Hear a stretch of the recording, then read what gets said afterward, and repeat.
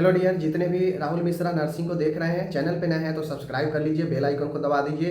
तमाम नर्सिंग की तैयारी, तमाम जो है इन्फॉर्मेशन आपको यहाँ पे मिलता है, मिलता रहेगा।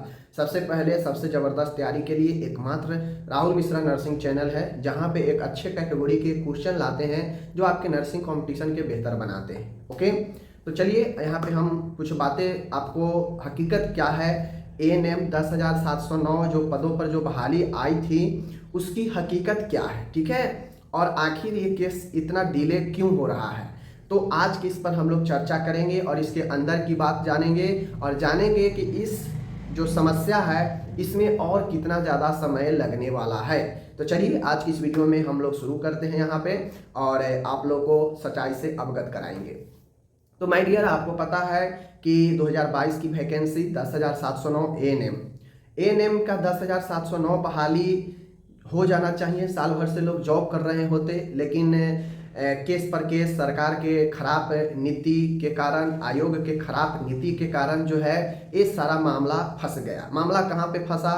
तो मामला वहाँ फंस गया जहाँ पे साल भरों के बाद, अप्लाई होने के साल भरों के बाद आयोग के द्वारा नियमावली जो है सरकार के द्वारा बनाई गई।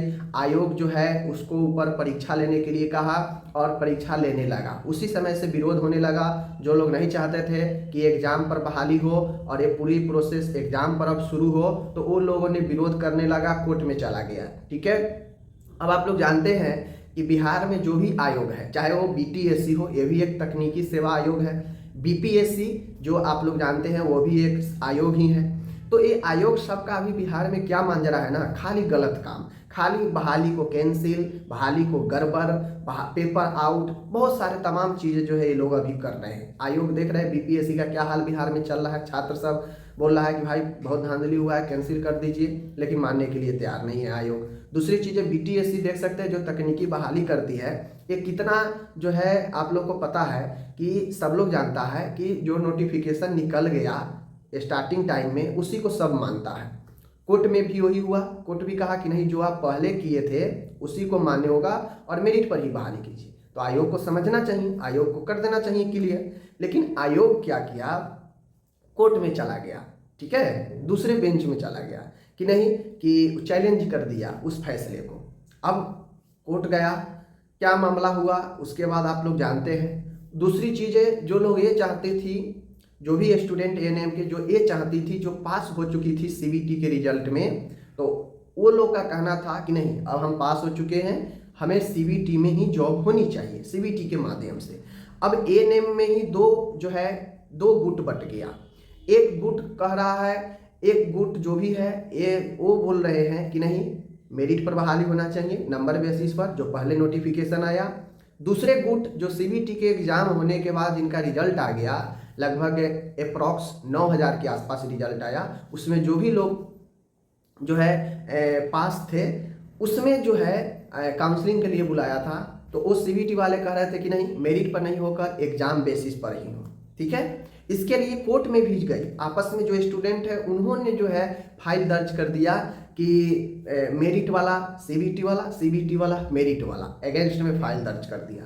अब ANM में ही दो गुट बन चुका है। एक जो चाह रही है कि मेरिट पर बहाली हो नंबर बेसिस पे, और एक जो चाह रही है कि नहीं, CBT पर बहाली हो, जो एग्जाम हुआ है उस बेसिस पर बहाली हो। तो अब ये दोनों गुट का क्या कोर्ट में निर्णय आता है, ये देखने की बातें हैं। समझ गए चीज़ों को। और ये मामला इतना जल्दी अभी सुधरने वाला नहीं है, ये मामला अभी आगे जाएगा, क्योंकि अभी आपको पता है कि अभी कुछ दिनों में, कुछ महीनों में इलेक्शन भी होने वाला है। तो इलेक्शन होने वाला है तो सरकार भी चीज़ों को चाह रही है कि भाई इलेक्शन के नज़दीक ये मामला खींचकर चला जाए, ताकि सबको हम एक साथ नियुक्ति पत्र देंगे तो हमारा नाम भी होगा और हम पेपर में भी वगैरह वगैरह में भी छपवा कर दिखाएंगे कि ANM को इतना नियुक्ति पत्र दिया जाएगा। जो आप लोग देखते हैं, कोई भी सरकार हो, नियुक्ति पत्र दिखाने का बहुत बड़ा शौक हो चुका है। पहले चीज़ें नहीं था, पहले एकदम मिल जाता था, व्यक्तिगत रूप से लोग जाके ज्वाइन कर लेते थे, लेकिन अब दिखाने का चलन है कि मैंने इतना नियुक्ति पत्र बांटा।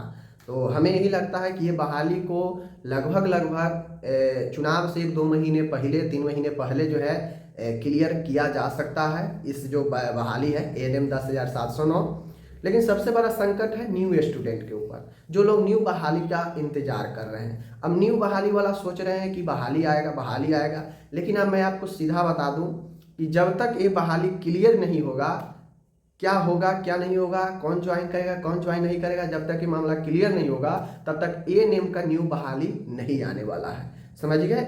और ये बहाली क्लियर हो जाता साल भर पहले तो अब तक बहाली आ गई होती या अब आ जाती, जैसा कि आप लोग जानते हैं।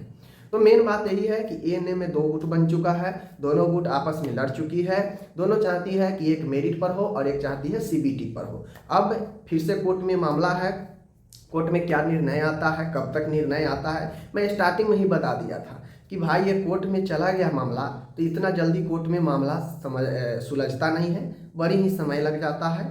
अब जहाँ पे लार्ज नंबर कैंडिडेट की बात हो तो वहाँ पे तो जल्दी सुलझता नहीं है, एक क्लियर होगा दूसरा आके डाल देगा, तीसरा डाल देगा, बस चलते रहेगा। तो ये भी मामला है। बाकी आप ANM के जो भी कैंडिडेट है, मैं यही कहूँगा कि प्रिपरेशन करते रहे, बहाली न्यू आएगी, भरिएगा।